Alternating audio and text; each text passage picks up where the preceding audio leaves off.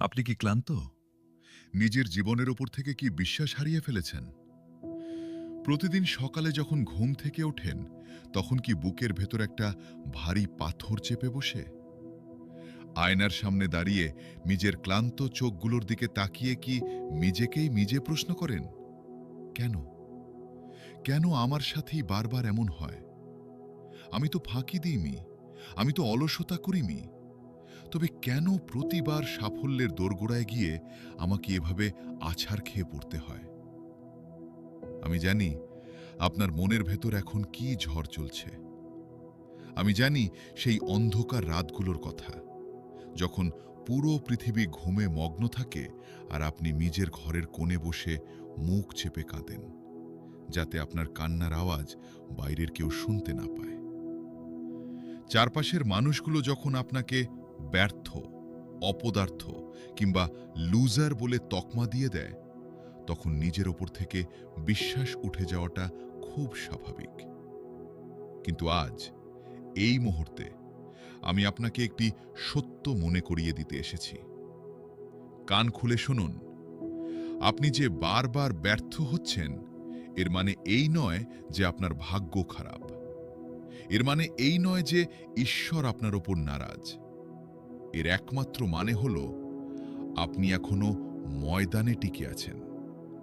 আপনি এখনো লড়াই ছাড়েননি। যাদের জীবনে কোনো ব্যর্থতা নেই, জানবেন তারা জীবনে কখনো বড় কিছু করার চেষ্টাই করেনি। তারা একটা নিরাপদ, গণ্ডিবদ্ধ জীবন পার করে দিচ্ছে। কিন্তু আপনি আপনি বড় স্বপ্ন দেখার সাহস করেছিলেন। আর বড় স্বপ্নের মূল্য সবসময় বড় ব্যর্থতা দিয়ে চোকাতে হয়। আজকের এই স্পিচটি কোনো সস্তা সান্ত্বনা নয়। এটি আপনার ভেতরের ঘুমিয়ে থাকা সিংহটাকে জাগিয়ে তোলার এক হুঙ্কার। যদি আপনার মনে হয় আপনার সব শেষ হয়ে গেছে, তবে এই ভিডিওটি শেষ পর্যন্ত দেখুন। আজ আপনার জীবনের স্ক্রিপ্ট নতুন করে লেখা হবে। আমরা যখন কোনো নতুন স্বপ্ন দেখি, হোক সেটা কোনো সরকারি চাকরি, নিজের একটা ব্যবসা, কোনো কঠিন পরীক্ষা কিংবা নিজের একটা সুন্দর ক্যারিয়ার, আমরা এক বুক আশা নিয়ে বুক বাঁধি। প্রথমবার যখন আমরা ব্যর্থ হই, আমাদের খারাপ লাগে, কিন্তু আমরা আবার চেষ্টা করি। দ্বিতীয়বার যখন ধাক্কা খাই, মনের ভেতর একটা ভয়ের জন্ম হয়। কিন্তু যখন এই ব্যর্থতার সংখ্যাটা ৩, ৪, ৫ কিংবা তার চেয়েও বেশি হয়ে যায়, তখন মানুষের মন ভেঙে চুরমার হয়ে যায়। এই সময় চারপাশের চেনা মানুষগুলোর মুখ চেনা চেনা লাগে না। যে বন্ধুটি একদিন পাশে থাকার আশ্বাস দিয়েছিল, সে আজ ফোন ধরা বন্ধ করে দেয়। যে আত্মীয়রা একদিন বাহবা দিত, তারা আজ আড়ালে হাসাহাসি করে। এমনকি নিজের পরিবারও একসময় সন্দেহের চোখে তাকাতে শুরু করে। তাদের চোখের ভাষায় লেখা থাকে, তোমাকে দিয়ে কিচ্ছু হবে না। এই একাকিত্ব বড় ভয়ানক। এই সময় নিজের ভেতরের কণ্ঠস্বরটাই সবচেয়ে বড় শত্রু হয়ে দাঁড়ায়। সে সারাক্ষণ কানের কাছে বলতে থাকে, ছেড়ে দাও, তোমার দ্বারা হবে না, তুমি এর জন্য তৈরি নও। কিন্তু আমি আজ আপনাকে জিজ্ঞেস করতে চাই, আপনি কি সত্যি একজন পরাজিতের মতো বেঁচে থাকতে চান? মানুষ আপনাকে নিয়ে উপহাস করবে, আপনাকে করুকে করুণা করবে, আর আপনি মাথা নিচু করে সেটা মেনে নেবেন? না, আপনার জন্ম করুণা পাওয়ার জন্য হয়নি। আপনার জন্ম হয়েছে ইতিহাস তৈরি করার জন্য। এই যে বুকের ভেতর একটা চাপা আগুন জ্বলছে, এই আগুনটাকে নিভে যেতে দেবেন না। এই আগুনটাই আপনার ঘুরে দাঁড়ানোর জ্বালানি। আসুন, আজ আপনাকে এমন কিছু মানুষের গল্প শোনাই, যারা আপনার চেয়েও কোটি গুণ বেশি ব্যর্থতার অন্ধকূপের মধ্যে ছিলেন, কিন্তু আজ পুরো পৃথিবী তাদের নাম জপ করে। আমরা সবাই আব্রাহাম লিঙ্কনের নাম জানি, আমেরিকার ইতিহাসের অন্যতম শ্রেষ্ঠ প্রেসিডেন্ট। কিন্তু তার জীবনের পেছনের গল্পটা জানেন কি? ২১ বছর বয়সে তিনি ব্যবসায় চরমভাবে ব্যর্থ হন। ২২ বছর বয়সে রাজনীতিতে এসে প্রথমবার পরাজিত হন। ২৪ বছর বয়সে আবার ব্যবসায় বড় ক্ষতির মুখে পড়ে দেউলিয়া হয়ে যান। ২৬ বছর বয়সে তার জীবনের সবচেয়ে প্রিয় মানুষ, তার বাগদত্তা মারা যান। এই শোকে তিনি মানসিকভাবে এতটাই ভেঙে পড়েছিলেন যে কয়েক মাস তাকে বিছানায় কাটাতে হয়েছিল। ৩৪ বছর বয়সে তিনি কংগ্রেসে জয়ী হতে ব্যর্থ হন। ৪৫ বছর বয়সে সিনেট নির্বাচনে হারেন। ৪৭ বছর বয়সে ভাইস প্রেসিডেন্ট হওয়ার দৌড়ে হেরে যান। ৪৯ বছর বয়সে আবারও সিনেট নির্বাচনে পরাজিত হন। পরপর এতগুলো ব্যর্থতা, এতগুলো প্রিয়জন হারানোর বেদনা, এত বড় মানসিক আঘাত পাওয়ার পর যে কোনো সাধারণ মানুষ আত্মহত্যার পথ বেছে নিত। কিন্তু এই মানুষটি দমে যাননি। অবশেষে ৫২ বছর বয়সে তিনি আমেরিকার প্রেসিডেন্ট নির্বাচিত হন এবং দাসপ্রথা বিলুপ্ত করে পৃথিবীর ইতিহাসে অমর হয়ে যান। তিনি যদি মাঝপথে হাল ছেড়ে দিতেন, আজ আপনি বা আমি কেউ তার নাম জানতাম না। আরেকটি গল্প শুনুন।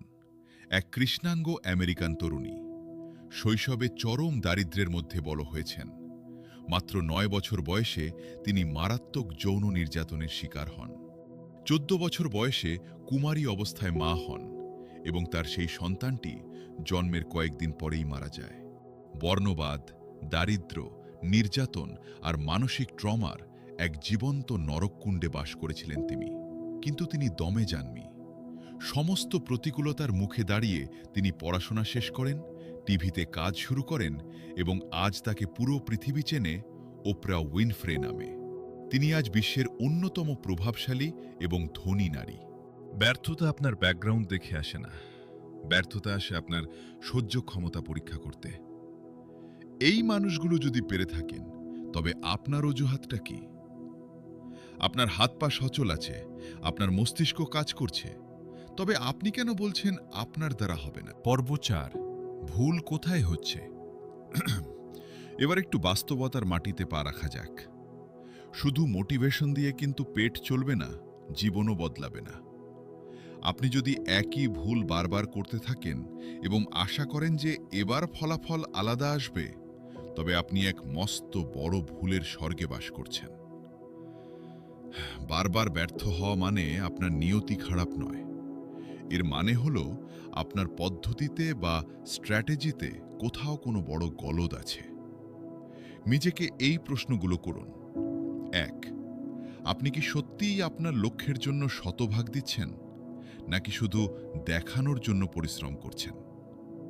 ২. আপনার যে বিষয়ে দক্ষতা বা স্কিল কম, আপনি কি সেটা বাড়ানোর চেষ্টা করছেন, নাকি শুধু ভাগ্যের উপর দোষ চাপাচ্ছেন? ৩. আপনি যখনই কোনো কাজে ব্যর্থ হন, আপনি কি তার পোস্টমর্টেম করেন, নাকি রাগে দুঃখে সব ছেড়ে দিয়ে কয়েকদিন পর আবার একই ভুল পদ্ধতিতে কাজ শুরু করেন? মনে রাখবেন, পাগলের লক্ষণ হল একই কাজ বারবার করা এবং ভিন্ন ফলাফলের আশা করা। আপনাকে আপনার রাস্তা বদলাতে হবে, লক্ষ্য নয়। দেয়াল যদি শক্ত হয়, তবে দেয়ালে মাথা ঠুকে নিজের মাথা রক্তাক্ত করবেন না। একটা হাতুড়ি খুঁজুন, অথবা দেয়ালটা টপকে যাওয়ার অন্য কোনো রাস্তা বের করুন। আজ এই ভিডিওটি দেখার পর আপনাকে আপনার জীবনের মোড় ঘুরিয়ে দিতে হবে, আর তার জন্য এই ৪টি নিয়ম আপনাকে অক্ষরে অক্ষরে পালন করতে হবে। নিয়ম ১, ভুক্তভোগী মানসিকতা, ভিকটিম মেন্টালিটি থেকে বের হয়ে আসুন। আজ থেকে বলা বন্ধ করুন, আমার টাকা নেই বলে আমি পারলাম না, ও আমার ক্ষতি করেছে তাই আমি পিছিয়ে গেলাম, দেশের পরিস্থিতি খারাপ তাই চাকরি পাচ্ছি না। এইসব অজুহাত দেওয়া আজ থেকে নিষিদ্ধ। আপনার জীবনের ভালো মন্দ সবকিছুর দায়িত্ব আপনার নিজের। যেদিন আপনি নিজের ব্যর্থতার সম্পূর্ণ দায় নিজের কাঁধে নিতে পারবেন, সেদিন থেকেই আপনার ভেতরে এক অদ্ভুত ক্ষমতার জন্ম হবে। কারণ যদি ভুলটা আপনার হয়ে থাকে, তবে সেটা শুধরে নেওয়ার ক্ষমতাও আপনার হাতেই আছে। নিয়ম ২, নীরবতার শক্তিকে কাজে লাগান। আপনার পরবর্তী পরিকল্পনা কি তা কাউকে বলবেন না। আপনার আত্মীয়, আপনার বন্ধু, এমনকি আপনার সোশ্যাল মিডিয়াকেও জানতে দেবেন না যে আপনি কি করতে চলেছেন। আড়ালে চলে যান। নিজেকে একটা বন্ধ ঘরের মধ্যে আবিষ্কার করুন। কঠোর পরিশ্রম করুন চরম নীরবতার সাথে। আপনার মুখ যেন কথা না বলে, আপনার সাফল্য যেন একদিন চারদিকে শোরগোল ফেলে দেয়। নিয়ম ৩, ছোট ছোট জয় উদযাপন করুন। আপনি যখন বারবার ব্যর্থ হন, তখন আপনার আত্মবিশ্বাস শূন্যের কোঠায় নেমে যায় এই অবস্থায় এক লাফে বিশাল কিছু পাওয়ার আশা করবেন না। আপনার বড় লক্ষ্যটাকে ছোট ছোট দৈনিক কাজের তালিকায় ভাগ করুন। প্রতিদিন সকালে উঠে ঠিক করুন আজ আপনি কি করবেন এবং দিন শেষে সেটা সম্পন্ন করুন। এই ছোট ছোট দৈনিক জয়গুলো আপনার মস্তিষ্কে ডোপামিন রিলিজ করবে এবং আপনার হারিয়ে যাওয়া আত্মবিশ্বাসকে ফিনিক্স পাখির মতো আবার বাঁচিয়ে তুলবে। নিয়ম 4, ধারাবাহিকতা বা কনসিস্টেন্সি। সাফল্যের কোনো গোপন সূত্র নেই, এর একমাত্র সূত্র হল প্রতিদিন কাজ করে যাওয়া। আপনার মুড ভালো থাকুক আর না থাকুক, বাইরে বৃষ্টি হোক আর রোদ উঠুক, মন খারাপ থাকুক আর ভালো থাকুক, আপনাকে আপনার কাজটি করে যেতে হবে। পৃথিবীর সফলতম মানুষেরা অলৌকিক কিছু করেন না, তারা শুধু সাধারণ কাজগুলো অসাধারণ ধারাবাহিকতার সাথে দিনের পর দিন করে যান। প্রিয় বন্ধু আমার, এই ভিডিওটি যখন শেষ হবে তখন আপনার সামনে দুটি রাস্তা খোলা থাকবে। প্রথম রাস্তা, আপনি এতক্ষণ যা শুনলেন তা ভুলে গিয়ে আবার সেই আগের মতো হতাশায় ডুবে যাবেন, ভাগ্যের দোহাই দেবেন এবং সারা জীবন একজন ব্যর্থ মানুষের তকমা নিয়ে বেঁচে থাকবেন।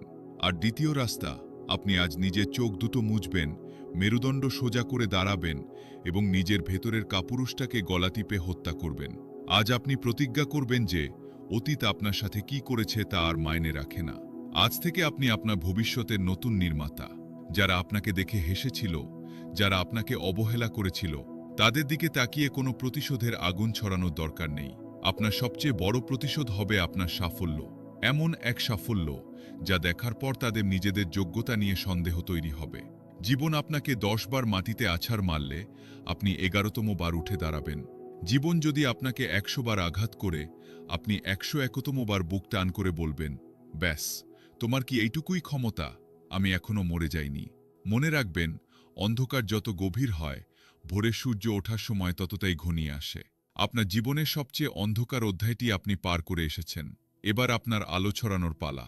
উঠুন, ধুলো ঝেড়ে ফেলুন এবং নিজের নতুন সংস্করণকে পৃথিবীর সামনে তুলে ধরুন। লড়াইটা আপনার, জিততেও আপনাকেতেও আপনাকেই হবে। পুরো পৃথিবী আপনার রূপান্তরের গল্প শোনার জন্য অপেক্ষা করছে। নিজেকে প্রমাণ করুন, জয় আপনার সুনিশ্চিত।